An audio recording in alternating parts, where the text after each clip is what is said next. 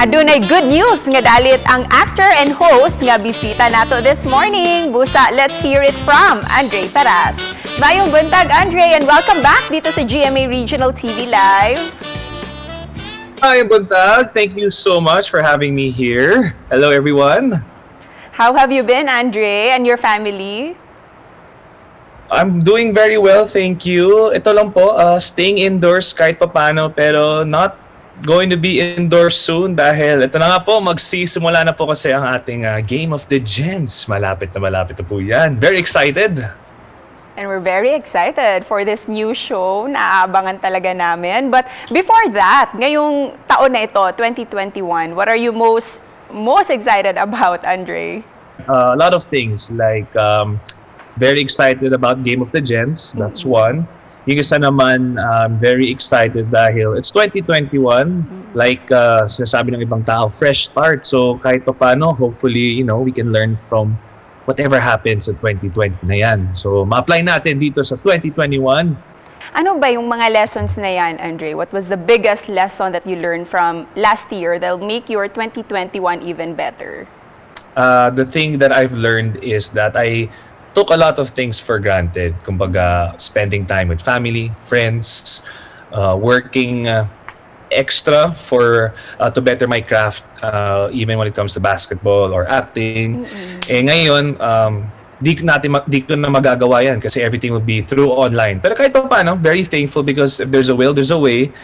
And sana by 2021, when everything is okay already, I can just, go all out with everything I wish I have done noong 2020. So, yun lang.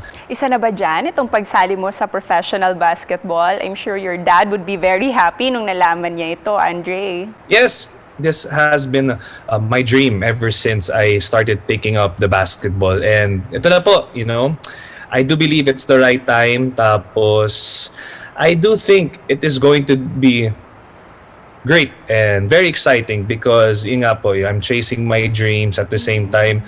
Everyone's in full support. And the best thing about this, mapagsasabay ko po yung Game of the Gens. So kahit paano, never mawawala ako sa inyong mga TV screens. Kaya pag-usapan natin itong Game of Gens na magsisimula on Valentine's Day mismo. What will this be all about, Andre?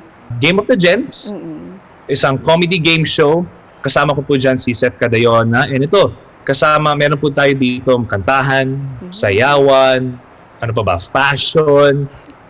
And at the same time, hindi lang po kami ang kasama dyan ni Seth. Kaya ang sasama po sa amin ay ang tinatawag na Gen Dolls. And ito na po, sino ang Gen Dolls? E di kung mga mistress. And if you guys have heard of them, and I'm sure you have kasi right now, based on my research, Britain's Got Talent YouTube channel, 37 million views. So in other words, very viral ang kanilang performance and it's such an honor dahil makakasama po namin sila sa ating show. So what will the audience love about this game show? Ano-ano yung mga aabangan nila dito?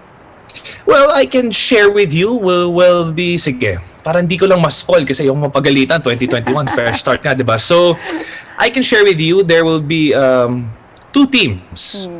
Gen X and Gen Z. In other words, yung mga older generation and younger generation. And sila po ang maglalaban-laban. And yung maganda po dito is that yung mga questions will revolve around music, dance, fashion, and it's all gonna be mixed up from siguro, let's say, the 60s, the 80s, the 90s, and to the early 2000s. Hindi lang po siya game show, kasi yung mga manonood po sa atin ng mga kapuso will learn a lot. So, imbes na mag-internet kayo on that day, manood na lang kayo ng Game of the Gens kasi marami kayong matututunan po sa amin. Marami po makaka-relate dyan kasi malay po natin, yung mga Gen Z, mga millennials, mga katulad ko, baka nga mas may alam po kami sa mga iba't ibang generations dyan. If not, baka nga mas may alam yung pala yung mga older generation po natin. So, it's gonna be a very interesting game show. So please, invite everyone, Andre, na abangan ito. Yes, mga puso, abangan niyo po ang Game of the Gens this February 14 na po. And if wala kayong date, edi good kasi makakanood kayo. Thank you so much, Andre, for spending your morning with us. Thank you so much.